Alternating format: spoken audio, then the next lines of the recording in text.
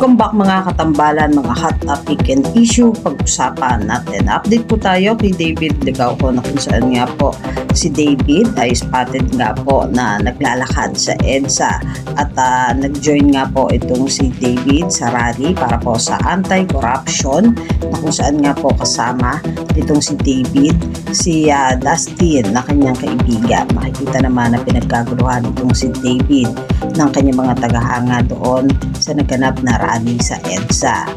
Marami ding mga celebrity ang nakiisa doon sa naganap na rally na kung saan nga po ay nagpakita ng suporta at pagmamahal sa ating bansa na kung saan nga po ay kinukundina corruption at makikita naman yung ilang mga photos na kung saan nga po ay makikita itong si David Licauco. Nakalagay nga po doon ay make corruption shameful against at talaga namang makikita yung pag-support ang ginawa nitong si David at sinare din niya sa kanyang social media account yung dami ng tao doon sa EDSA na nakiisa nga po doon sa rally na ipinost din itong si David at makikita naman din itong si David na talaga namang very supportive nga doon sa naganap na rally at nagsara pa nga ang kanyang restaurant na Sobra Cafe upang makasimpatya nga po at makikita nga doon sa ilang mga photos na isinare nga po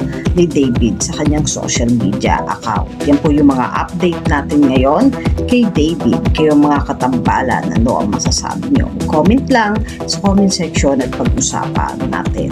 Yan ang mga hot topic and issue dito lamang sa Tambalang JK.